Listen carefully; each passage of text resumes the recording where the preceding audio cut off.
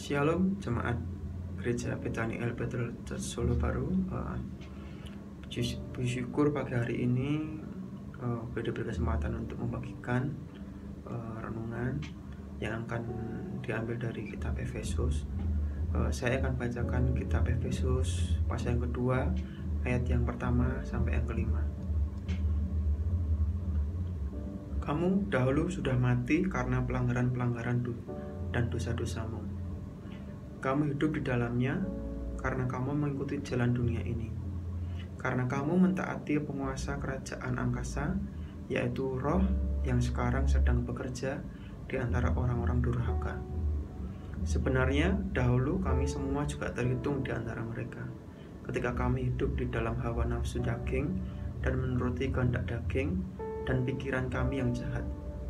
Pada dasarnya kami adalah orang-orang yang harus dimurkai, sama seperti mereka yang lain. Tetapi Allah yang kaya dengan rahmat, oleh karena kasih-Nya yang besar yang dilimpahkannya kepada kita, telah menghidupkan kita bersama-sama dengan Kristus. Sekalipun kita telah mati oleh kesalahan-kesalahan kita, oleh kasih karunia kamu diselamatkan. Amin.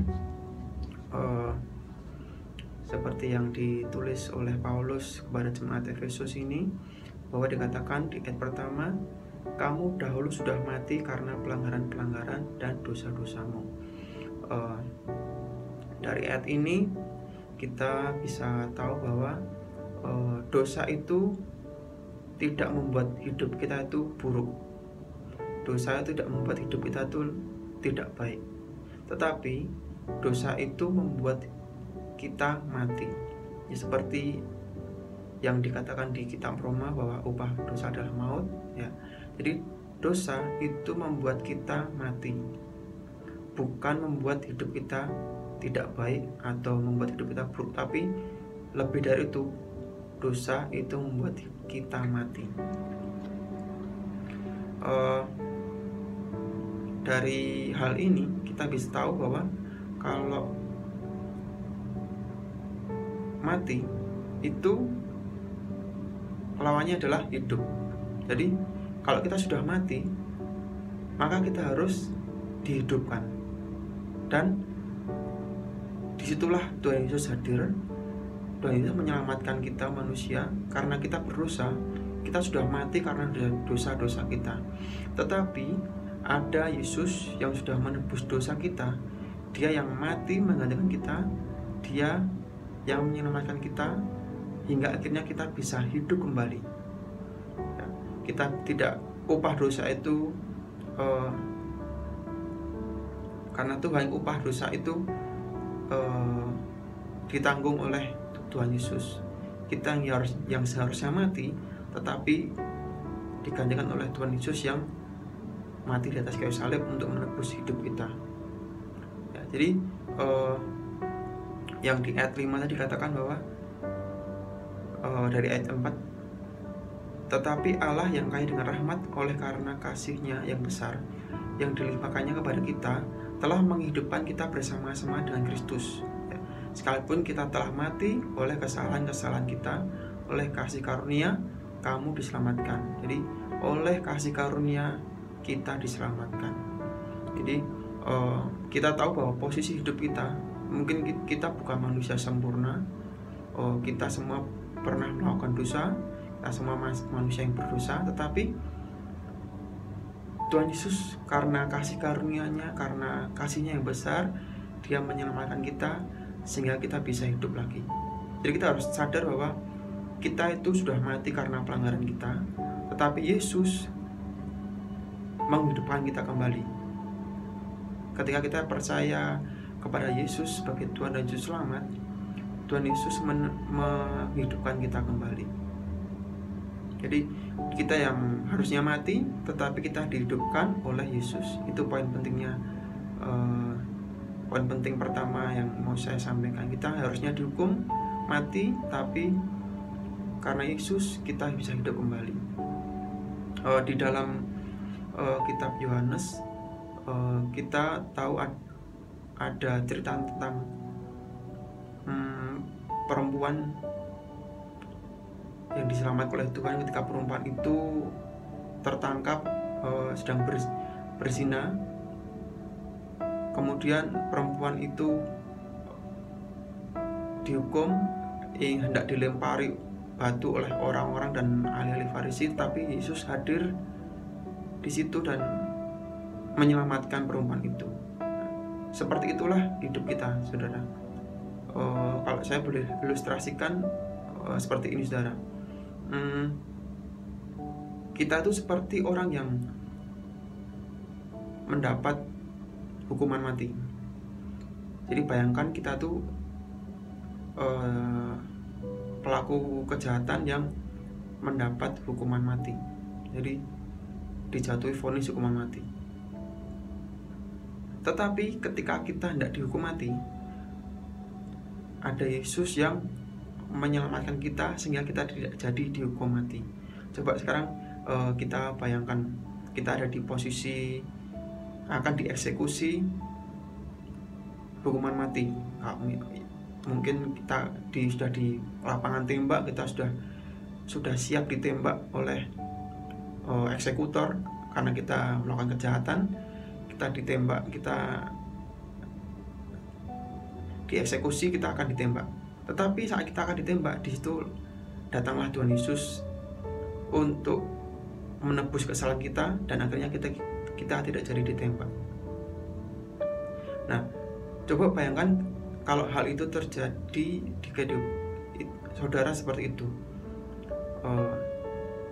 apa yang akan saudara lakukan? Misalkan posisi dihukum mati, tapi saat akan dihukum ada Yesus yang hadir untuk menyelamatkan saudara. Tentunya kita akan sangat bersyukur bahwa kita tidak jadi dihukum mati karena ada Yesus yang sudah menyelamatkan kita. Sebagai orang yang normalnya orang, pasti ketika orang itu sudah ada di titik ujung tanduk, ya, ada di ujung tanduk menghadapi maut tapi diselamatkan, pasti orang itu akan sangat bersyukur atau sangat berterima kasih kepada orang yang menyelamatkan dia di ujung tanduk itu, menyelamatkan dia dari ujung tanduk itu, ya. Nah, seperti itulah yang seharusnya kita lakukan ke Tuhan Yesus, bahwa kita tuh sudah mati, seharusnya kita tuh dihukum mati, tapi ada Yesus yang hadir menyelamatkan kita. Jadi kita harus ada di posisi kita, saudara, bahwa kita itu manusia berdosa dan Yesus hadir menyelamatkan kita. Kita mendapatkan kasih karunia dan kita tidak jadi dihukum mati, dan kita mempunyai hidup yang berkemenangan bersama Tuhan. Ya. Sekarang posisi kita sudah ditebus sama Tuhan. Posisi kita sudah diselamatkan Tuhan. Pertanyaannya, apakah saudara mau balik lagi ke kehidupan yang menuju maut itu, ya?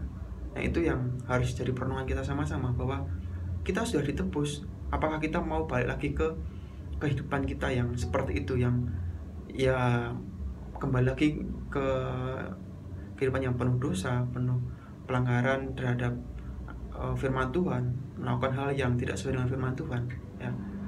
Jadi ketika kita sadar benar bahwa hidup kita itu kasih karunia, hidup kita itu yang harusnya udah mati tapi hidup kembali karena Yesus, seharusnya kita tidak bisa lagi hidup meninggalkan Tuhan. Kita pasti akan selalu mengikuti Tuhan, karena benar-benar kalau orang yang punya rasa berterima kasih, itu pasti dia akan selalu menurut sama orang yang sudah sangat berjasa di kehidupannya, orang yang sangat berarti. Kalau dalam konteks ini Yesus yang menjadi juru selamatnya, ya, itulah yang harus kita kerjakan di hidup kita, saudara, bahwa jangan sampai kita kembali lagi ke kehidupan kita yang lama. Kalau ya bahasa kasarnya, betapa bodohnya kita sudah hidup tapi kita ingin mati lagi. Nah, itu kan ya dalam tanda kutip ya sedikit bodoh gitu, saudara. Kita sudah hidup tapi balik lagi ke kehidupan yang ya penuh dengan dosa seperti itu lagi, ya. Jadi itulah kasih karunia Tuhan, bahwa kita harus mengikuti apa yang Tuhan mau. Jadi kalau kita tuh tidak ada usaha kita tuh bukan berusaha untuk diselamatkan, tapi kita diberi hadiah, seperti diberi hadiah, kita mendapatkannya secara cuma-cuma karena Yesus yang sudah membayarnya. Itu saudara. Yang kedua, kemudian di ayat yang ke-10, Efesus 2 yang ke-10 dikatakan bahwa karena kita ini buatan Allah, diciptakan dalam Kristus Yesus dan melakukan pekerjaan baik yang dipersiapkan Allah sebelumnya. Ia mau supaya kita hidup di dalamnya. Nih, kita dipersiapkan Allah sebelumnya untuk melakukan pekerjaan yang baik. Kalau di dalam terjemahan yang lain, di dalam bahasa Inggris, bahwa dikatakan bahwa kita diciptakan Tuhan untuk bergabung bersama Tuhan, melakukan pekerjaannya. Jadi ketika kita diselamatkan, yang pertama kita harus bersyukur, kita harus menghargai kasih karunia Tuhan. Setelah itu kita harus masuk dalam pekerjaan bersama Tuhan, masuk dalam pekerjaan yang Tuhan lakukan. Ya, apa yang Tuhan Yesus lakukan, yaitu dia mengabarkan berita sukacita, dia mengabarkan berita Injil itu kepada orang-orang yang belum mengenal, belum mendengar kabar sukacita itu. Jadi kita dipersiapkan Tuhan untuk melakukan pekerjaan baik. Pekerjaan baik apakah harus di gereja? Belum tentu, karena ada orang yang dipanggil di bisnis, di bidang pemerintahan, banyak hal saudara. Di setelah kita harus mengabarkan berita baik itu. Jadi dimanapun kita berada, kabarkan berita baik itu di setiap bagian saudara masing-masing. Jadi yang pertama tadi tentang kasih karunia, kita diselamatkan, jangan sampai kita balik lagi ke kehidupan lama kita yang penuh dosa menuju maut. Dan juga yang kedua, kita harus melakukan pekerjaan baik, bergabung bersama Tuhan, melakukan pekerjaan yang sudah Tuhan kerjakan dari awal ketika Yesus hidup di dunia ini. Ya, sekian sharing dari saya, semoga memberkati jemaat sekalian. Tuhan Yesus memberkati.